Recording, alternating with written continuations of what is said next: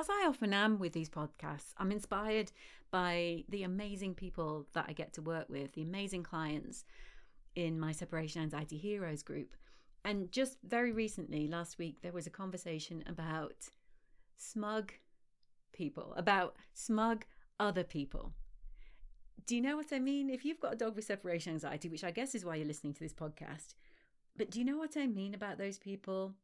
Typically, we're talking about the people who have the perfect dog. And in particular, people who have the perfect dog that is perfectly okay on their own and that has always been perfectly okay on their own. And the people who, because they have this perfect dog, think that you are a disaster as an owner and think that what on earth is going on with your dog? Why haven't you got this separation anxiety thing under control yet? Well, this conversation went on in my group the other day, and I just had so much empathy for what people were saying because I have so been there too.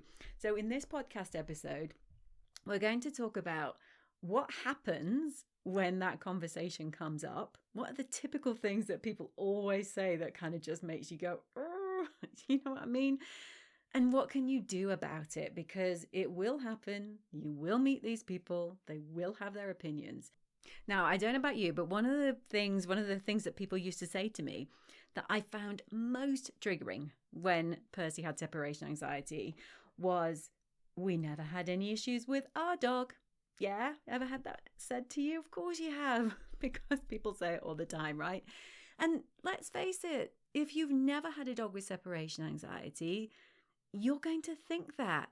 You're going to think that, well, goodness me, I do not know why she's struggling with her dog because, well, we just got our dog and then 2 days later we were out and doing our thing. And because the reality is that most dogs don't have a problem with being home alone. Well, at least they don't develop a full-blown anxiety and panic response to being left. So, of course, the majority of people with a dog think that those of us who have a dog with separation anxiety are either a bit crazy, or we're doing something wrong, or we're babying our dog, etc., etc. You know what I'm saying. I don't need to fill in the blanks. You've heard it all before. But they got lucky.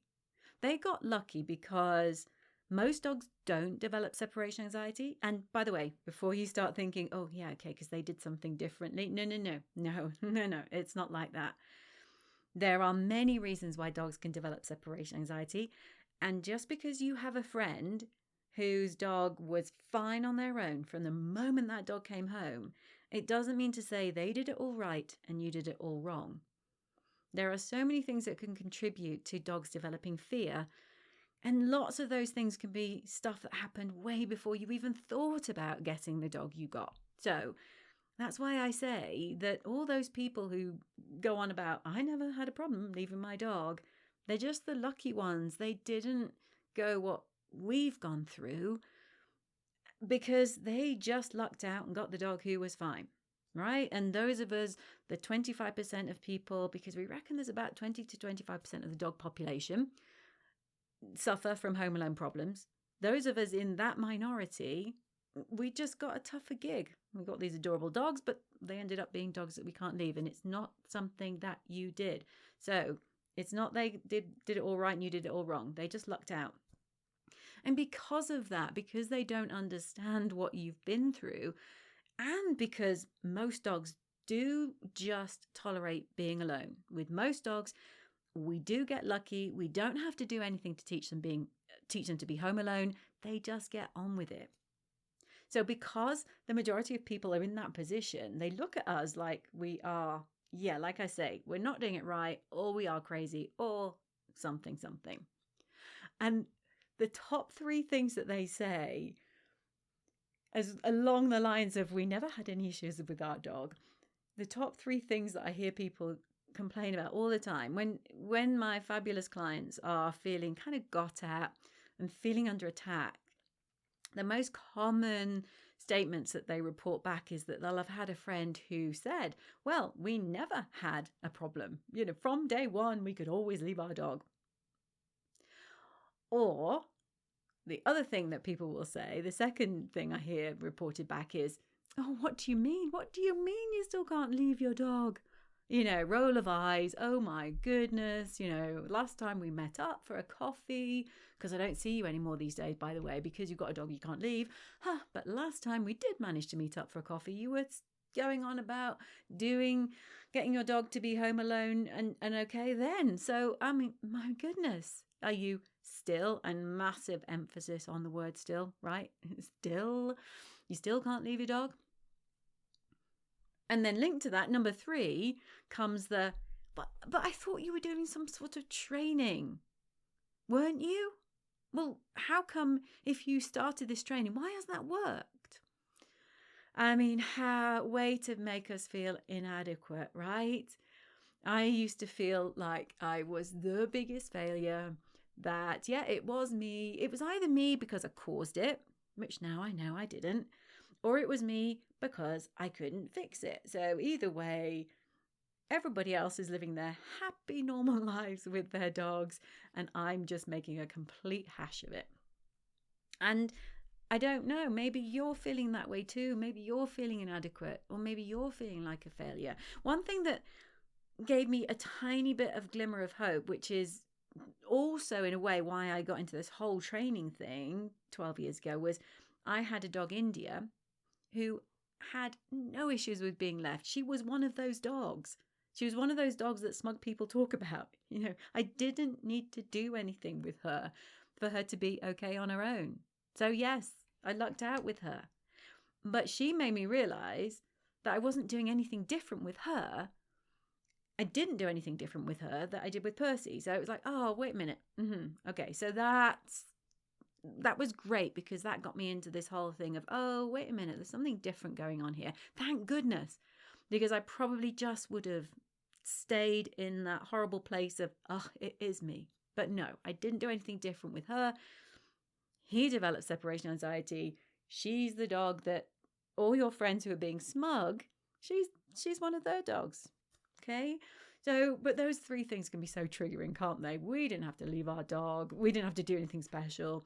Oh, what do you mean? You still can't leave them? And this training, why is this training's not working? Obviously. And so, like I say, if you are feeling inadequate, if you are feeling like you're just messing this up, I need you to know that you aren't inadequate. You aren't messing up, and you're not a failure. It's just people's opinions about what we're doing. And gosh, when you have a dog, everybody's got an opinion, especially other people with dogs. And why? Why do people end up being so opinionated? Well, I always like to come from a place of humanity and empathy and think, well, maybe there are reasons why our friends and family are so opinionated about our dogs, is because they care. And I do think that is a driver. I do think that our friends and family care. They want us to have a dog who doesn't quite disrupt our lives in the way that it does, and they can see the anguish that we're going through. So I think they do care. And I think those opinions come from a place of caring. But then I do also think there's a little bit of, there are some people who, it's just that they don't get it, and they never will. They're totally bemused by what we're doing because they got the dogs that they were lucky with. The majority of people, as I say, don't ever have to do this stuff, and they're in that camp. And so they just think it's completely bonkers. They have no comprehension of what we're going through. Their dogs just didn't need what we ended up doing with our dogs. And then a third thing, I think, with this opinion, and that's what I want to dive into a little bit today, this third driver of why people can be so opinionated, is their dogs do have issues. They do have problems, but they are masking them. So, or not masking them, but people don't want to talk about their dog's problems. When you have a dog with separation anxiety, it's a very obvious problem in that you're turning down invitations. You can't go anywhere. You aren't socializing like you used to. You're stuck inside. You're complaining about not going to the gym, so it's quite a public condition. It's not a condition. It's not a behavior problem that you can easily pretend isn't there. And so I wonder sometimes when people get really opinionated about our dog's separation anxiety, that their dogs may have issues that they feel bad about, but it's deflection. It makes them feel better. I hate to say this, but sometimes people feel better about themselves when they make other people feel worse about themselves, which isn't very nice. But it's a classic social media thing, right? Isn't it? We all feel a little bit better when we see other people aren't doing as brilliantly as we think they are. But anyway, what can you do? What can you do? Because this will happen. You will get these comments and you will be left feeling inadequate by the smug owners. Well, my top 3 things. I do like threes. I feel like today's episode is all about the threes, but it all seemed to be about threes. So let's talk about the 3 things that you can do. Number 1, and I cannot emphasize this enough. It's so critical that you must not compare your reality, so the day-to-day reality of the life you live with your dog. You must not compare your reality with the front that people put on, the front that people put on and present to the world, right? Because your reality is warts and all. You know the ins and outs of every issue that you have with your dog and all the problems that ensue as a result of not having a dog you can leave. You know all of that. But you might show some of that to the world, but maybe not all of it. And remember, especially on social media, people like to present the best of themselves. They're presenting the Instagram reality, not the actual reality. So you compare your reality, which is an internal state and a full, your reality is full and it's present and it's like detailed and yeah, you live it every single day. You're comparing that to the image that people want you to buy into. I'm not saying that your friends have dogs with separation anxiety and they're covering it up and they're just pretending they have a dog they can leave. Although, I do think that some people are in denial about separation anxiety. So they don't always want to admit that they have problems leaving their dog, or they're in denial about it themselves. But I'm not saying that everybody who kind of rolls their eyes at your dog's separation anxiety secretly has a dog they can't leave. I'm not saying that. But what I do know is that people don't have perfect dogs. I joke a little bit about my dog India because she has been a very, very easy dog. And I feel like everybody at some point in their lives should live with a dog like India, because she does make having a dog in your life feel really easy. But she does stuff too. And so remember, when people are posting pictures of their beautifully behaved dog who doesn't have any issues at daycare, who loves everybody, who can be left alone without any problems, who is a joy at the park and loves kids, there will be something. There will be something about their dog that isn't 100% perfect, because dogs aren't robots. They're living, sentient beings, and just like us, they have their little quirks and their little foibles. So nobody has a perfect dog. And social media is all about you seeing what other people want you to see. So please remember that. They aren't talking about their perfect dogs, or when they are talking about their perfect dogs, that perfect dog doesn't really exist. Okay, number 2. If you're thinking about someone else who's got a dog with separation anxiety, so let's change it a little bit, because I think sometimes what we can do is we can look at people who have had a dog with separation anxiety and think, oh, well, it's fine for them. Maybe you think that about me sometimes, because I'm always going on about how I love just being able to leave Percy and it feels so chill. If you are thinking about that and comparing yourselves to people who can now leave their dogs, if that makes you feel like a failure or inadequate, you've got to stop that comparison too. So in the first point, we're comparing our imperfect dog with separation anxiety with the supposedly perfect dogs that we see our friends post about on Instagram. This point is me saying, don't compare yourself to somebody else whose dog is now over separation anxiety, because that is just going to make you feel flat too. I want you to look at those dogs and feel happy and excited about the possibility that that could be your dog one day too. What you must never do is compare your start, so where you are with your dog in the training, in the separation anxiety training, whether you're at the start or on the journey. I don't want you to compare your current position at the start or the middle with somebody else's end, because it's not the right comparison to make. Every single person who's got their dog over separation anxiety has been where you are right now.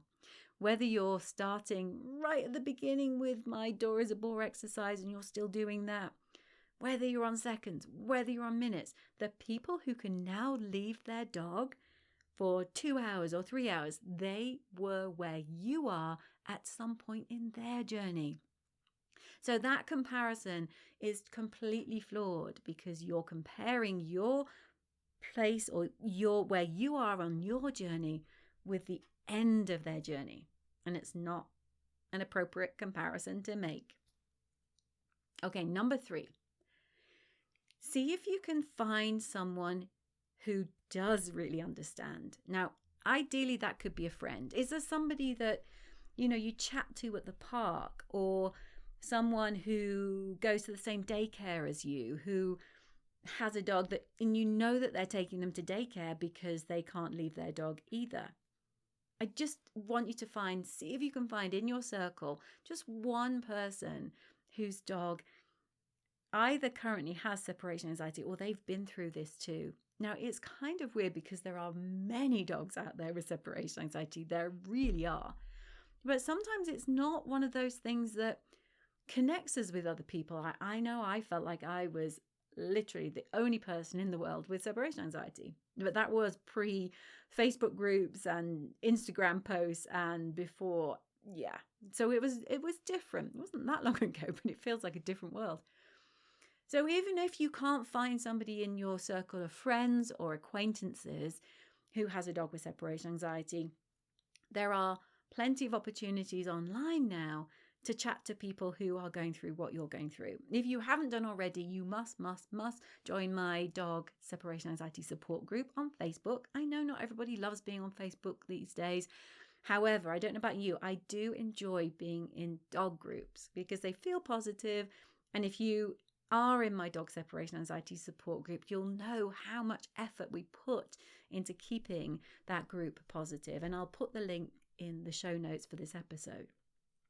So if you can't find somebody in real life, then see if you can find somebody virtually that you can connect with.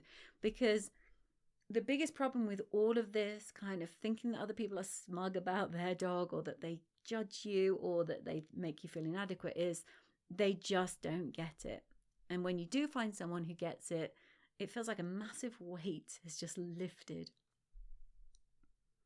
And just to finish, I want to tell you, and I can't tell you this enough, you are doing the right thing. Even just listening to this podcast means that you are thinking about trying to do the right thing by you and your dog.